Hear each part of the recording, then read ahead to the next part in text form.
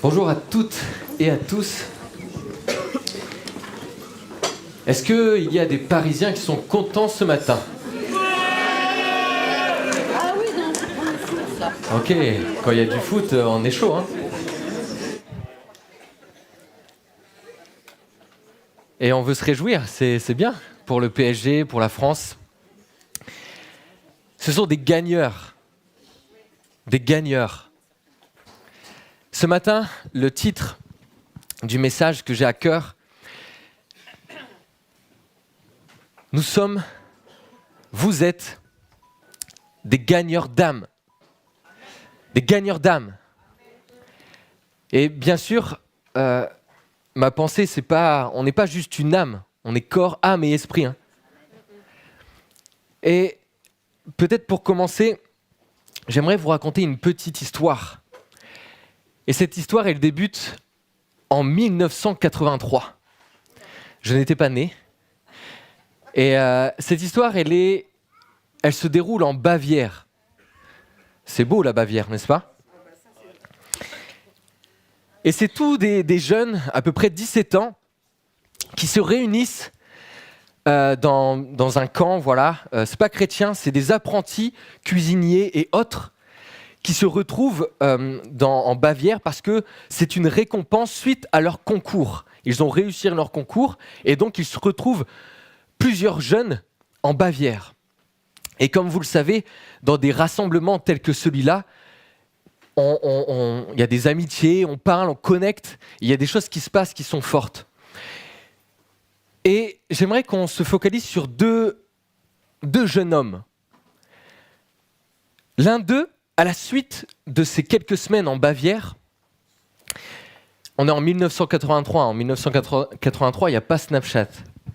Donc, pour connecter avec quelqu'un, on écrit une lettre. Et sur cette lettre,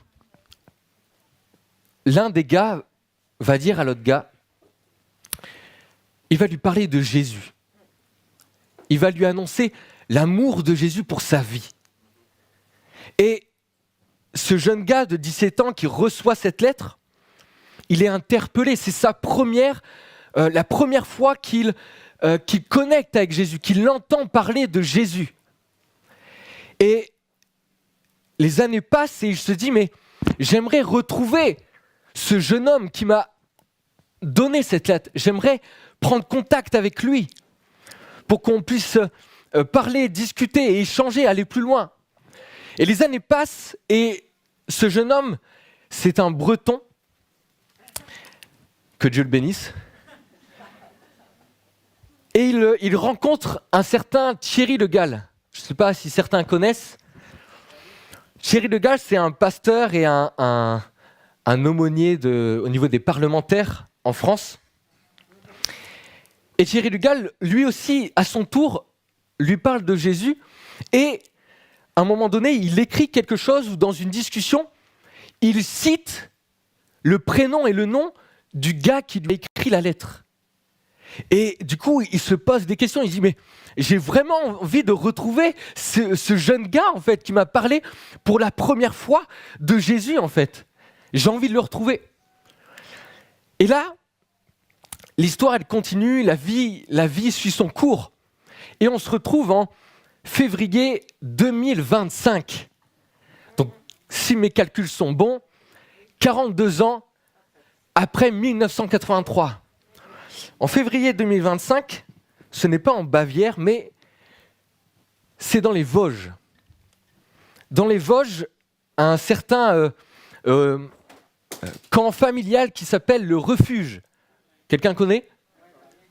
Le Refuge. Et cette année-là, je pars une semaine là-bas pour prêcher le matin et le soir dans ce camp familial où je ne connais personne. Je ne connais personne. Et bien sûr, je me présente. Je me dis bonjour, je m'appelle Romain, le coq.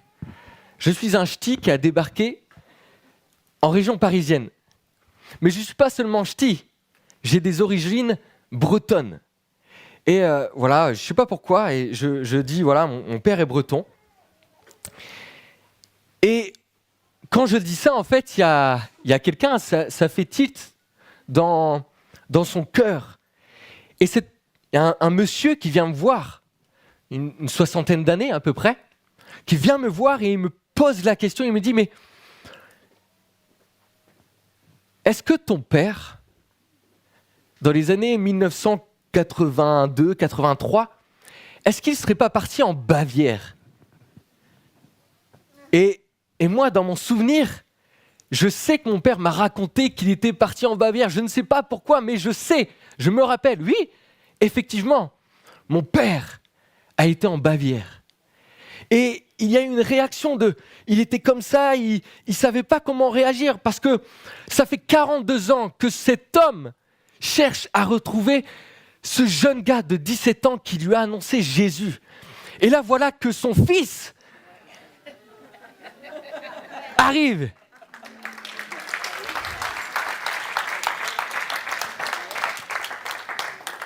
Et si Dieu n'est pas dans l'affaire, alors là, je sais pas comment ça peut se passer.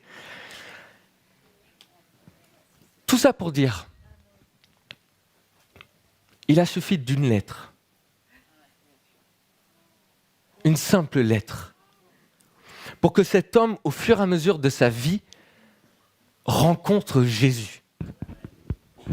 Et ce qui est beau dans cette histoire, c'est que quand cette histoire a commencé, je n'existais même pas.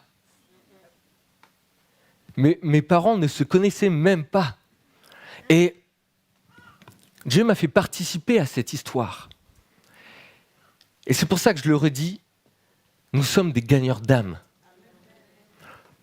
Ton rôle, c'est de prêcher l'évangile partout où Dieu t'envoie. Mais le problème, les amis, c'est que parfois, je suis aveuglé spirituellement sur qui je suis et quel est mon rôle. Qu'est-ce que je suis appelé à faire ? Et des fois, il y a des tas de personnes qui se posent cette question, mais quel est mon appel ? Ton appel, c'est de prêcher l'évangile. Partout où Dieu t'envoie.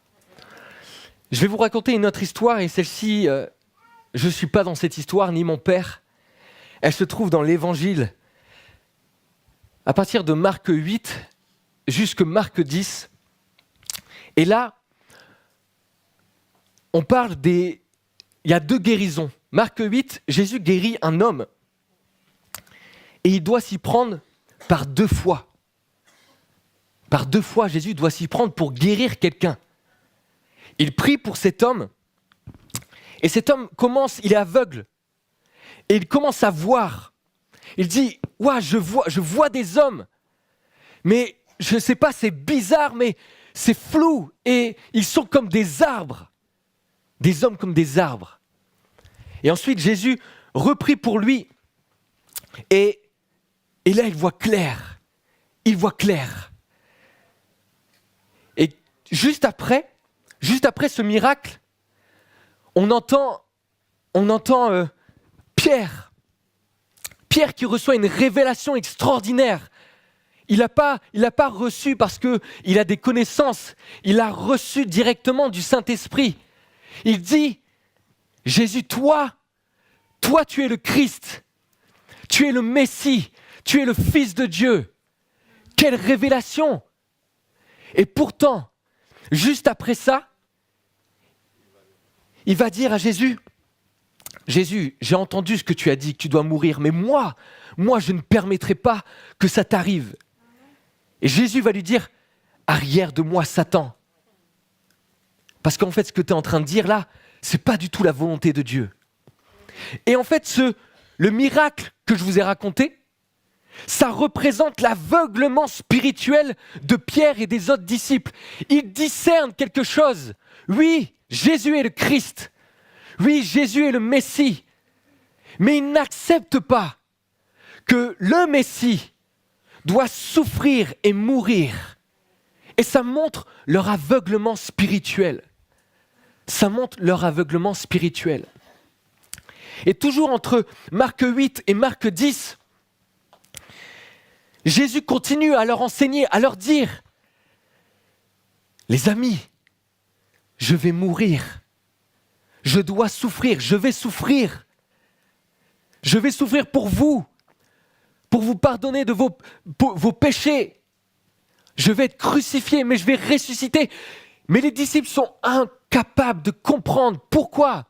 Parce que dans leur mentalité, le Messie doit les libérer de l'Empire romain. Le Messie, c'est impossible qu'il meure et qu'il souffre.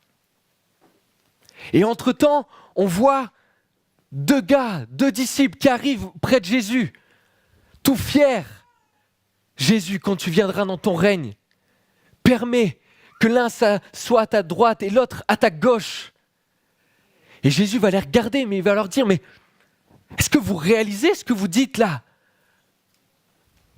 Vous ne comprenez pas en fait tout ce que je vous ai enseigné, tout ce que je vous ai dit depuis tant de temps qu'on a passé ensemble. Vous ne comprenez toujours pas que celui qui veut être le plus grand parmi vous soit celui qui serve.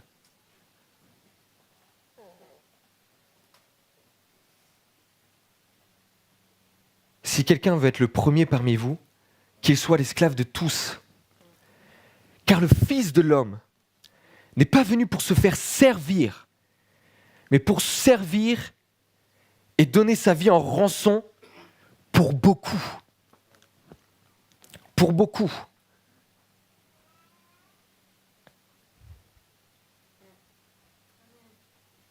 Les disciples à ce moment-là sont incapables d'entendre ça. Les disciples sont incapables d'entendre ça. Et on voit, à Marc 10, il y a un autre miracle, celui de Bartimée. Et Jésus va guérir directement cet homme.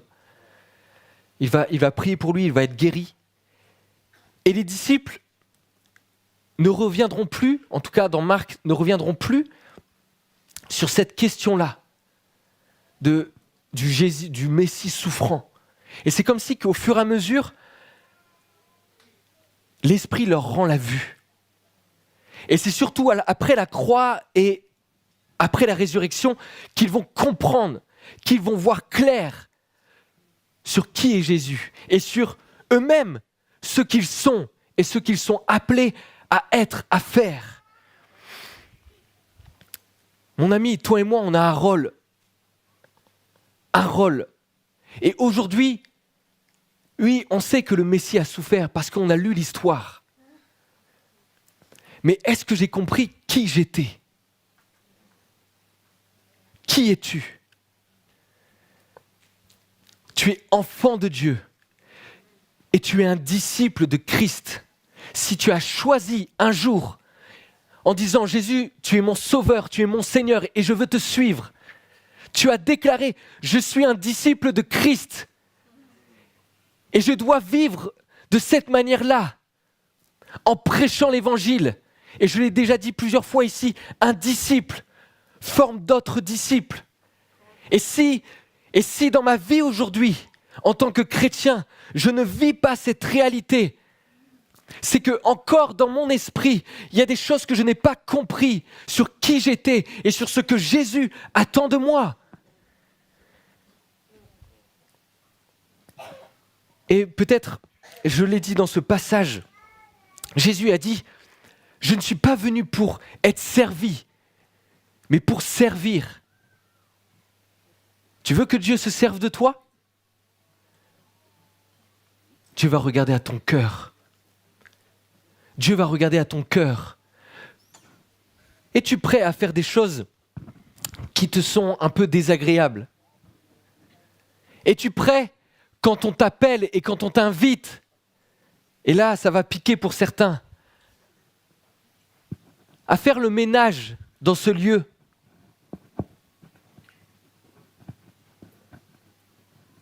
Les jeunes. Tu veux servir Dieu ? Tu veux peut-être dans ton cœur partir au loin et prêcher l'Évangile ? Je te le dis, commence ici et commence avec un cœur de serviteur qui est prêt à même faire le ménage dans cette salle. Parce que c'est servir Dieu.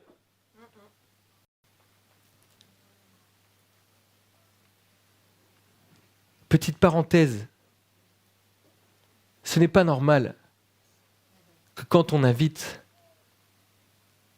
certaines personnes à s'impliquer, je le dis, pour le ménage, que je me retrouve seul à le faire.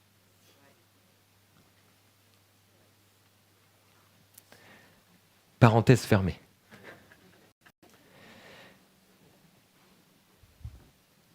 Dieu ne va pas regarder à tes capacités.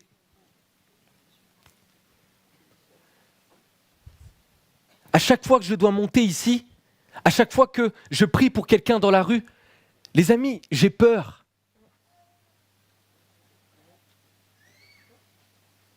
Mais c'est l'Esprit de Dieu en toi qui te pousse, qui va te pousser à faire, à dire, à aller. Parce que c'est ton rôle, parce que c'est ton cœur.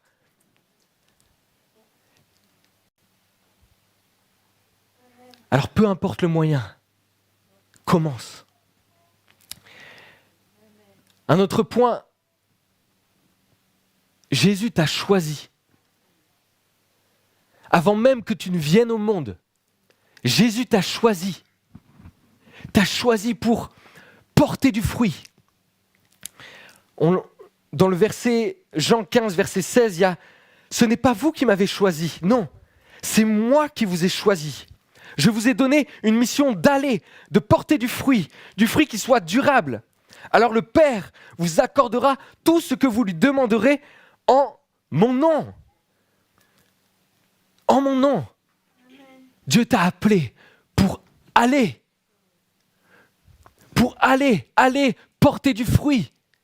Porter du fruit partout où Dieu t'enverra. Et je le redis, ce qui compte, c'est ton cœur.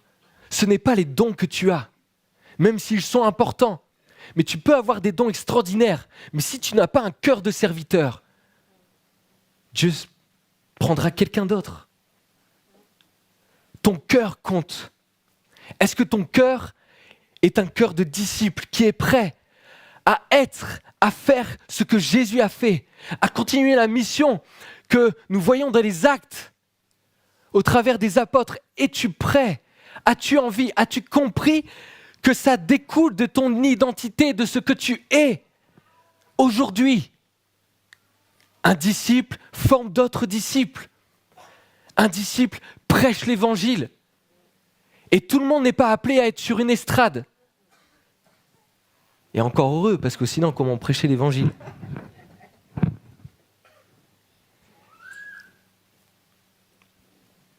Et Dieu choisit des hommes et des femmes ordinaires. Je suis ordinaire. Mais par contre, il y a quelque chose d'extraordinaire. C'est le Dieu qui a décidé d'habiter en toi. C'est ça qui est extraordinaire. Et c'est ça qui va faire de toi le disciple que Jésus a pensé, a imaginé, a voulu, qu'il désire. C'est l'Esprit qui habite en toi. Et peut-être que certains, vous croyez indispensable, extraordinaire. Personne ne l'est. Et moi le premier. Mais ce qui compte, c'est de dépendre de l'Esprit de Dieu. Dépendre de l'Esprit de Dieu pour parler, pour témoigner. Et témoigner, c'est simple. Rappelez-vous l'histoire, une simple lettre. Une simple lettre a suffi pour qu'un homme se tourne vers Jésus. Et j'ai dit que ça découlait de ton identité. Parce que Jésus va dire, mais vous êtes le sel de la terre et la lumière du monde. Vous êtes. Il ne regarde pas si je me sens bien spirituellement parlant. Il ne regarde pas si j'ai toutes les capacités. Il ne regarde pas si je le sens ou pas, si j'ai envie ou pas. Il dit, vous êtes. Vous êtes le sel. Vous devez donner de la saveur à ce monde. Vous êtes la saveur. Vous êtes ceux qui donnent du goût à ce monde. Vous êtes la lumière par votre témoignage, par les paroles que vous allez prononcer et qui vont refléter votre cœur, ce que vous êtes. Vous êtes, je suis, le sel de la terre et la lumière du monde. Et les amis, il y a quelque chose parfois qu'on ne pense plus. Jésus revient. Jésus revient. Est-ce que vous n'avez pas été joyeux, content d'être ici et de louer Dieu? Qu'est-ce que ça vous procure quand vous louez Dieu? Est-ce que c'est pas « Seigneur, merci parce que nous avons cette grâce de te connaître, nous avons reçu ton amour et nous pouvons te louer librement ». Comment ne pas aller le dire à ceux qui ne connaissent pas Jésus? Comment se taire? Pourquoi se taire? Pourquoi avoir peur de l'annoncer? Jésus est le sauveur du monde et il revient. Il a annoncé qu'il allait arriver une première fois sur terre et tout ce qui avait été annoncé s'est accompli. Et ce qu'il a annoncé pour son retour va s'accomplir même s'il faut patienter, même si ça dure, même s'il faut passer par des tribulations, que tu le veuilles ou non. Jésus va revenir. Jésus revient. Et ça doit nous réveiller, ça doit nous impacter, ça doit nous dire mais il est temps qu'on se bouge, il est temps que dans mon quotidien, je puisse me lever et que je puisse être ce disciple que Jésus attend. Jésus revient. Et je ne sais pas quand, et personne ne sait quand. Et personne ne sait aussi quand est-ce que notre vie va s'arrêter. Alors que la grâce que Dieu nous a faite de nous donner cette vie, vivons-la pour Jésus. Vivons-la pour l'Évangile.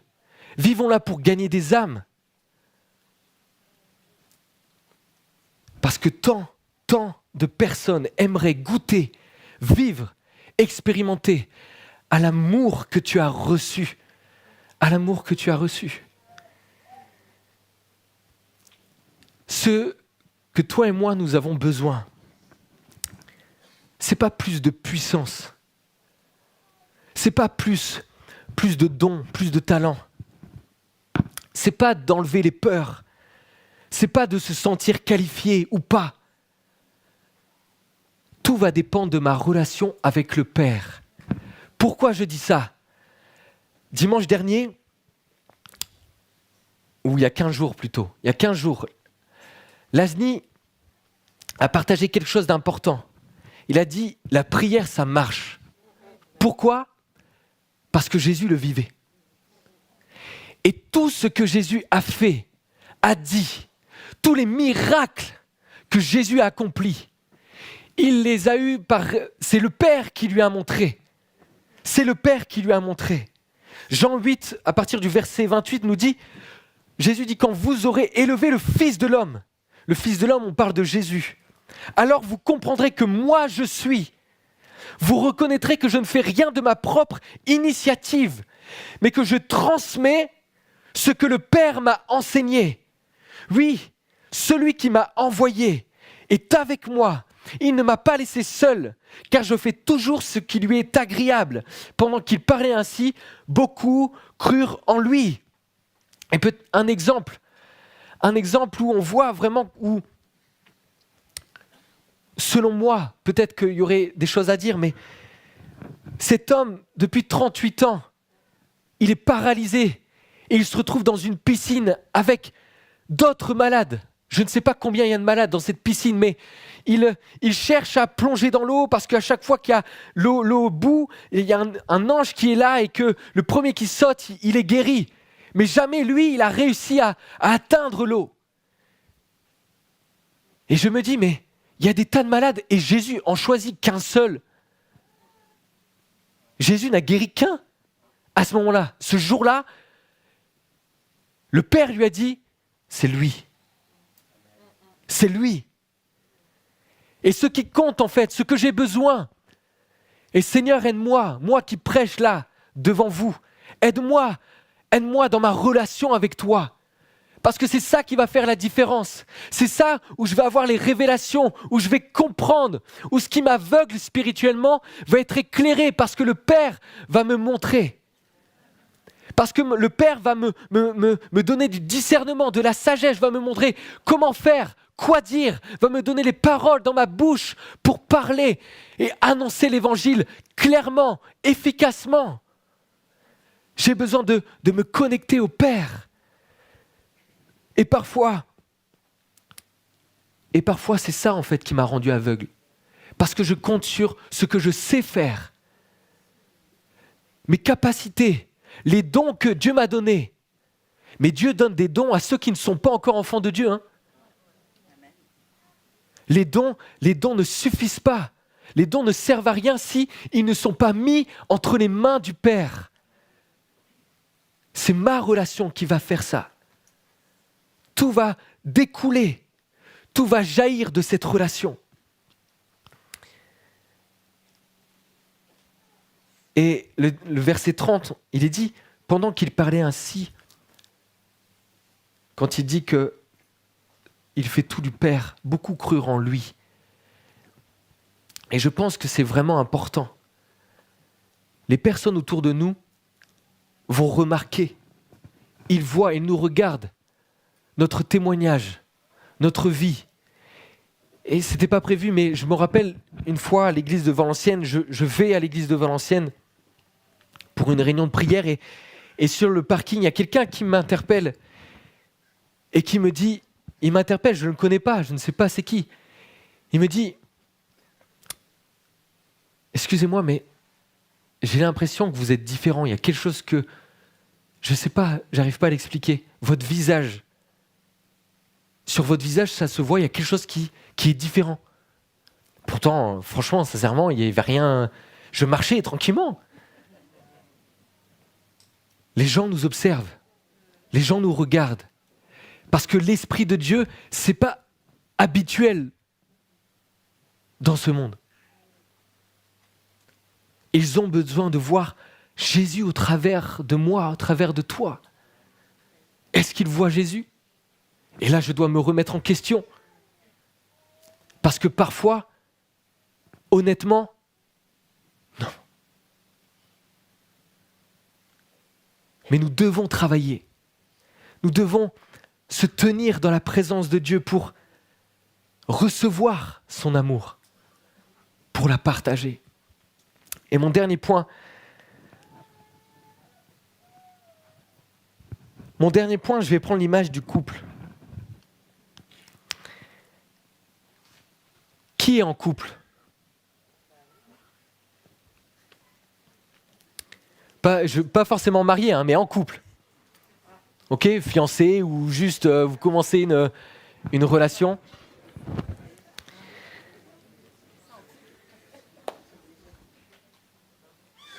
Je vais redire ce que j'ai dit à la jeunesse hier soir. L'amour, ça se donne. L'amour, ça se donne. Si tu veux être aimé en retour, donne de l'amour.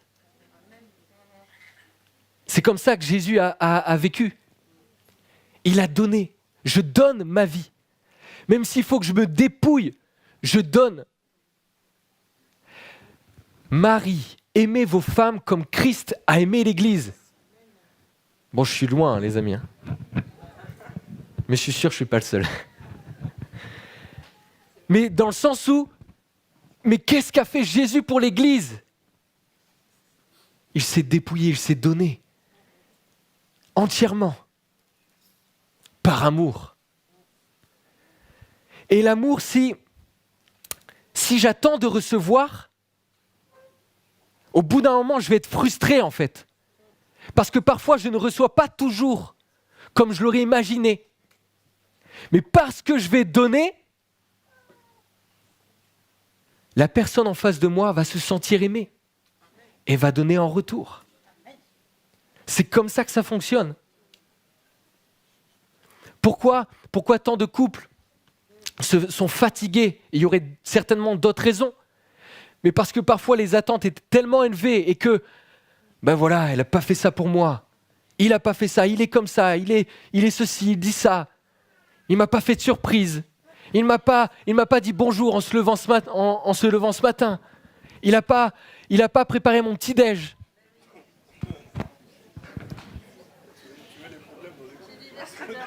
Je veux des problèmes, oui. Mais parfois, il faut des problèmes pour changer, en fait, les amis.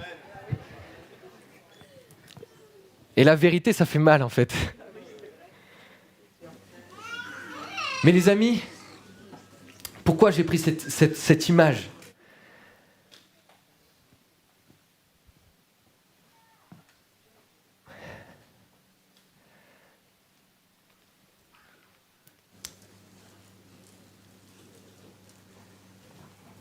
Je réfléchis à ce que je vais dire.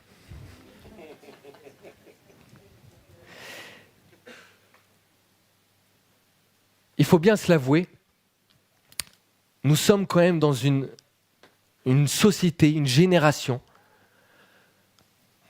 où on a toujours sans cesse besoin de consommer et de recevoir quelque chose. Sans cesse. Ton cerveau, toujours stimulé. Et on a du mal à juste s'arrêter et juste s'arrêter. Il faut que mon cerveau, ça fuse. Il faut que je regarde, il faut que j'écoute, il faut que... Nous sommes dans une société où je dois consommer. Je veux recevoir. Je veux être béni. Je veux recevoir l'amour de Dieu. Je veux juste être dans sa présence. Et nous avons raison d'être là. Nous avons raison de nous réunir. Nous avons raison de nous réunir pour jeûner et prier. Nous avons raison de venir et faire des veillées de prière et prier toute la nuit. Nous avons raison. Mais les amis, si je reste juste, ah Seigneur, ta présence, extraordinaire. Je suis bien. Mais au bout d'un moment, tu vas te fatiguer. Au bout d'un moment, il n'y aura plus rien à donner. Parce que l'amour, pour qu'elle soit renouvelée, il faut donner. Il faut la communiquer. Il faut la partager. Et je ne peux pas juste rester, Seigneur, dans ta présence. Non. Jésus a dit, je ne vous enlève pas du monde, je vous y envoie. Je vous y envoie et il y aura des tribulations et ça sera difficile et parfois ça sera dur, mais je vous y envoie. Parce que le monde doit me connaître. Parce que moi, le Père, je veux que tous les hommes soient sauvés. Et comment ils vont être sauvés si je reste juste dans la présence de Dieu ? Si je me plais juste, si je dis mais mon appel à moi, c'est d'être ici. Je l'ai déjà dit, l'Église est appelée à aller dehors.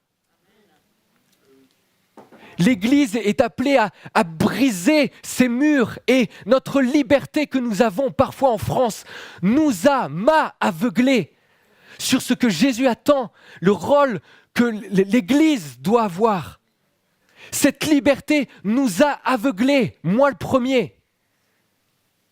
Le vendredi passé, cet invité qui vient du Yémen nous a dit « En Europe, vous avez trop de liberté. Trop. Et ma liberté m'enferme. Parce que comme je suis libre, mais c'est bon, je peux choisir. Mais ceux qui sont le plus persécutés dans leur foi, eux, ils y vont, ils annoncent l'évangile. Ils n'ont pas peur. Et même s'ils ont peur, ils y vont quand même. Parce que c'est comme ça que l'Église grandit. Parce que c'est comme ça que l'Église grandit. Et peut-être juste pour terminer, je devais le dire avant, mais je le dis maintenant. Nous avons parfois une manière de penser où on met des cases dans l'Église. Et il faut être organisé. Par exemple, dans cette église, pour ceux qui ne le savent pas, dans tout ce qu'on fait, dans tous les services, il y a des groupes WhatsApp. Ok ? Vous êtes d'accord avec moi, hein, vous les avez aussi comme moi. Et il y a comme des compartiments. Il y a ceux qui font l'évangélisation. Il y a ceux de la louange. Il y a ceux de l'intercession. Mais celui qui fait partie du groupe d'évangélisation, il est autant appelé à louer Jésus que celui qui est leader de louange, n'est-ce pas? Celui qui fait partie de l'équipe EDE est autant appelé à venir intercéder que l'équipe d'intercession, n'est-ce pas? Eh bien, ceux qui font partie du staff jeunesse, du staff ménage, du staff intercession, tout ce que vous voulez, on est tous appelés à prêcher l'évangile. Tous, sans exception. Ce n'est pas réservé à une certaine catégorie de personnes, à ceux qui font partie du groupe WhatsApp. C'est à tous ceux et celles qui sont disciples de Christ. Amen. Ce qu'on va faire, on va se lever. Et peut-être,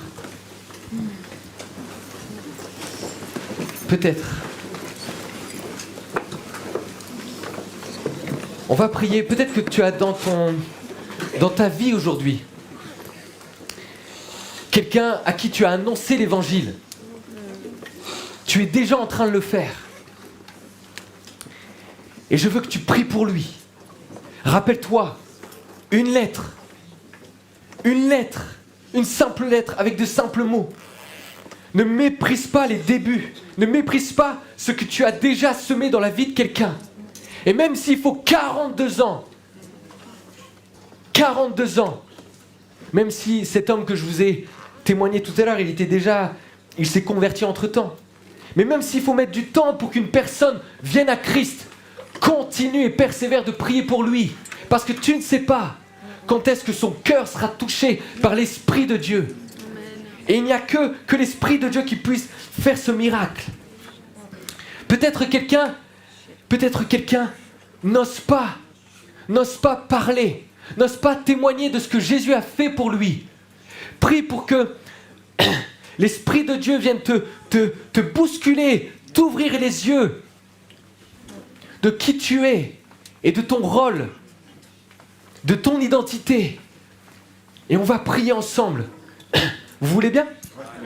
Seigneur, nous prions, Seigneur Jésus, pour chacun d'entre nous et toutes ces personnes, Seigneur Jésus, que nous avons côtoyé, à qui nous avons prêché l'évangile. Seigneur, tu connais ces personnes, tu connais leur cœur, leur vie, leur situation.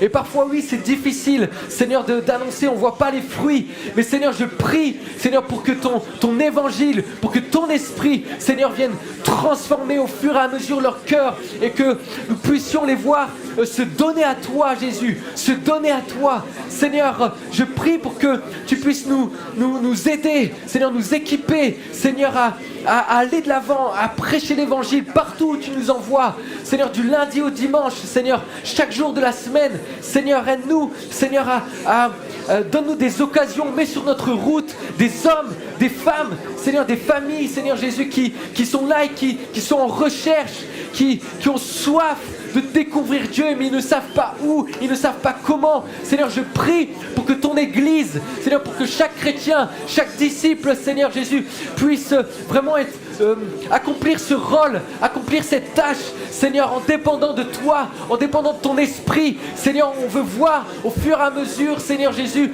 toutes ces personnes à qui nous prêchons, avec qui nous avons prié, avec qui nous avons annoncé ta parole, Seigneur Jésus. Nous voulons les voir se donner à toi. Nous voulons les voir, Seigneur, dans les groupes de vie. Nous voulons les voir, Seigneur, se réunir avec nous le dimanche. Nous voulons les voir te louer, te suivre et à leur tour faire des disciples. Nous voulons, Seigneur Jésus, qu'une génération se lève, Seigneur Jésus, pour prêcher ton nom, Seigneur.